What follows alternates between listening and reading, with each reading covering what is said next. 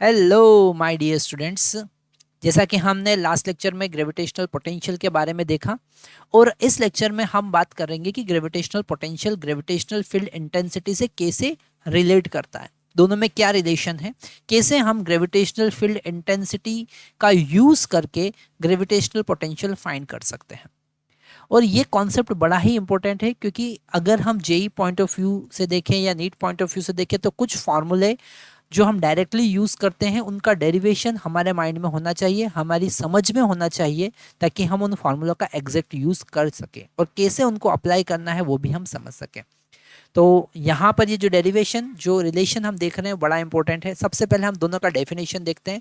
अगर हम gravitational field intensity की बात करते हैं, ग्रेविटेशनल फील्ड इंटेंसिटी की बात करते हैं तो ग्रेविटेशनल फील्ड इंटेंसिटी को हमने डिफाइन किया था gravitational force per unit mass. Okay, अगर कोई यूनिटी मास ग्रेविटेशनल फील्ड में रखा हो तो उस पर यूनिट मास कितना फोर्स लगता है वही होता है ग्रेविटेशनल फील्ड इंटेंसिटी। और अगर हम ग्रेविटेशनल पोटेंशियल की बात करें तो उसे हमने लिखा था work done by external agent. Okay, work done by external agent to bring a unit mass from infinity to R, from infinity to R. और यहाँ पर हमने ये भी समझा था कि इन्फिनिटी से क्यों हमको उसको लेकर आना है, क्योंकि इन्फिनिटी पर उसका पोटेंशियल जीरो होता है। ओके, तो यहाँ पर V is equal to W by M और यहाँ पर W क्या है, work done by external agent. Okay, आज हम बात कर रहे हैं रिलेशन की, तो हम बात करेंगे relation between electric field, sorry gravitational field. Okay, relation between gravitational field and gravitational potential, दोनों के बीच क्या रिलेशन है वो हम आज डिराइव करेंगे और उसको समझने की कोशिश करेंगे। ठीक है, तो अगर ग्रेविटेशनल पोटेंशियल को फाइंड करना है तो हम वर्क डन की बात करेंगे। हम अगर एक्सटर्नल फोर्स, जैसे हमारे पास में ग्रेविटेशनल फील्ड है, ये ग्रेविटेशनल फील्ड है और यहाँ पर ग्रेविटेशनल पोटेंशियल हमको फाइंड करना है, तो हम वर्क डन फाइंड करेंगे किसी बॉडी m को इनफाइनाइट से r पर लाने। इस पॉइंट का पोजीशन हमने r कंसिडर किया, इनफाइनाइट से r पर लाने में कितना वर्क करना पड़ेगा। तो यहाँ पर हमको जो वर्क डन फाइंड करना है, work done by external agent is equal to negative of work done by gravitation force.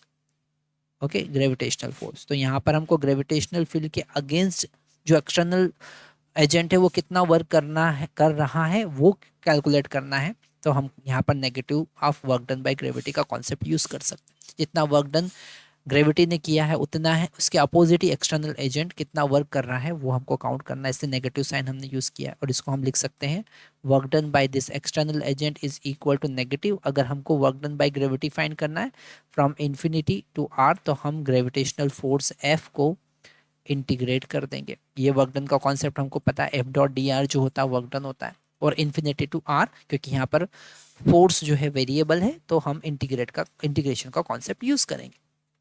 अब अगर हम इसे पोटेंशियल की फार्मूले में पुट करते हैं तो यहाँ पर वर्क डन का फार्मूला हमारे पास में आया minus integration from infinity to R F dot D R divided by M, हम एज इट इज लिखेंगे, है ना।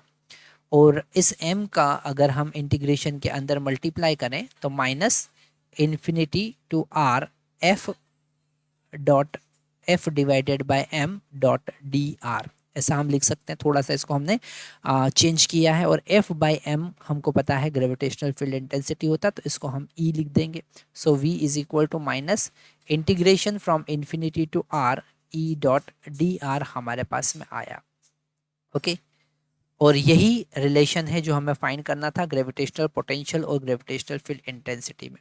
ये रिलेशन बड़ा इंपॉर्टेंट है जो हमें याद रखना है क्योंकि इसी कॉन्सेप्ट का यूज़ हम करेंगे आगे आने वाले वीडियोस में, आगे आने वाला कॉन्सेप्ट में, जिसमें हम किसी स्फेरिकल शेल के कारण ग्रेविटेशनल पोटेंशियल फाइंड करेंगे, किसी सॉलिड स्फेयर के कारण ग्रेविटेशनल पोटेंशियल फाइंड करेंगे। ओके, तो ये कॉन्सेप्ट आपको मिस नहीं करना है, ये बड़ा इंपॉर्टेंट कॉन्सेप्ट है, ये फार्मूला बड़ा इंपॉर्टेंट है जो आपको याद रखना है। और ये सारे डेरिवेशंस, ये सारे फार्मूले न केवल 11th पॉइंट ऑफ व्यू से बल्कि 12th में भी बहुत इंपॉर्टेंट है, क्योंकि जब इलेक्ट्रोस्टैटिक पढ़ेंगे तो एज इट इज़ कॉन्सेप्ट वहाँ पर रिवाइज होंगे। ठीक है, तो अभी हमने देखा relation between gravitational potential and gravitational field intensity. Next lecture में हम देखने वाले हैं इस फार्मूले का यूज़ कैसे करना है to find the gravitational potential due to spherical shell.